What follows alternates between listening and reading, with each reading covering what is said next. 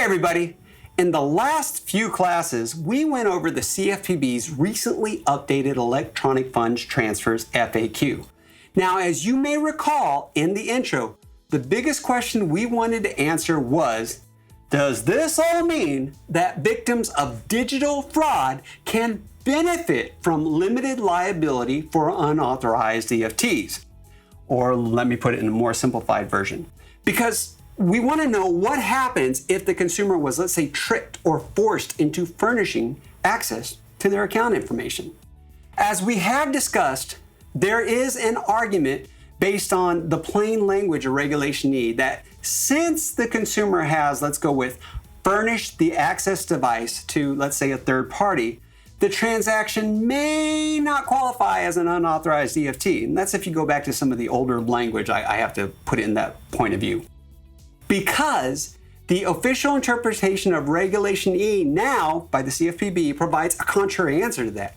The interpretation says an unauthorized EFT includes any transfer initiated by a person who obtained an access device through fraud, robbery, or force.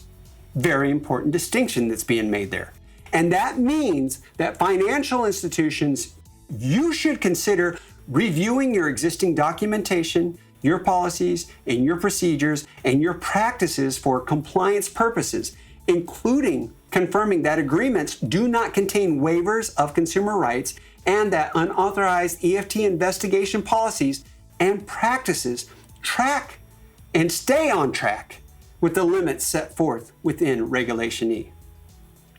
So, Professor, just what exactly are the key takeaways from the Bureau's new guidance if we were to just break it down into one video? Well, the 8 frequently asked questions in the compliance aid, they do appear pretty simple at first glance, and that's my opinion. But they really do address the core complaint handling and dispute resolution functions that have been posing challenges lately, especially when it comes to compliance obligations for financial institutions or even companies that are working with the digital and faster payments that we are seeing more of nowadays. If you do manage electronic funds transfer processes, or especially the dispute process, then you may want to take note of these key points. I really think you should go watch all the videos and read the FAQ yourself. But from my understanding of Reg E and the FAQ, a financial institution cannot deny a customer's attempt to limit their liability for an unauthorized transaction where that customer was defrauded into providing account information to an unauthorized user who transferred funds out of the account. This restriction applies even to situations where a customer is tricked into providing information necessary to initiate electronic funds transfers. And that's going to be things like account numbers and passwords and giving them to a third party pretending to be somebody from the financial institution itself. That's scary to me. And if you recall from earlier professor videos, we discussed, and I mean earlier like a year or two ago, we discussed how authorized push payments from overseas with faster payments would eventually make their way over to the US. I think it's happening. Okay, next.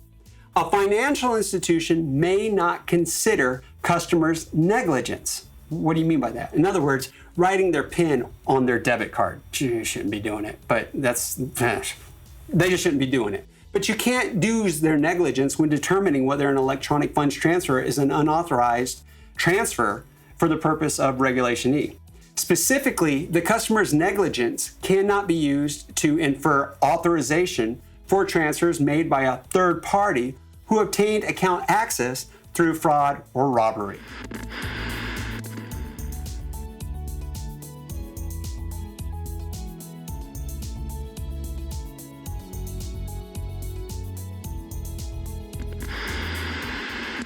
We also have that financial institutions must conduct a reasonable investigation after receiving an oral or written notice of error from a customer.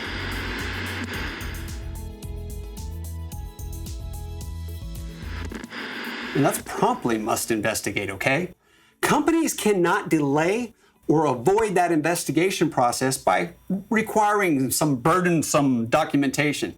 like, for example, police reports or any special forms, or even by requiring that the customer first go out and resolve the dispute with the merchant, which a lot of times actually does solve the problem, but you can't require them to do that. You can ask them to, but this can't be a requirement of you doing your investigation or even giving their money back. That all starts upon notice. You got to get going. And finally, compliance obligations under Regulation E, they supersede requirements established by any payments network or any other agreement.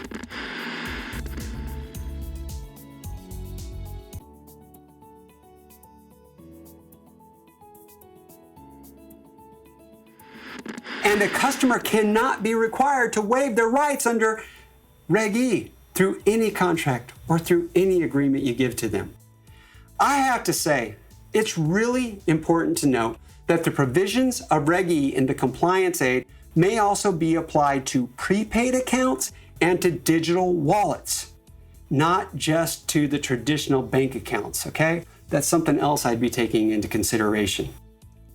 We are continuing to see how digital, electronic, and even faster payments are being used in multiple areas, and the Bureau's prepaid rule, which was effective April 1st, 2019, extended error resolution and limitations of consumer liability for unauthorized electronic funds transfers to certain prepaid products, including digital wallets. If you're working in the electronic payments industry, then the guidance in this compliance aid is applicable to you, as it applies to both bank and non-bank deposit prepaid accounts and payment providers, or let's go with everyone in the electronic payments industry that is processing payments for consumers. Process for consumers, you need to be aware of this stuff. Let's also go with hitting that subscribe button so you don't ever miss a future class or mini-series like this one from the Payments Professor. If you also want more than this, go to the paymentsprofessor.com website. For now, class dismissed.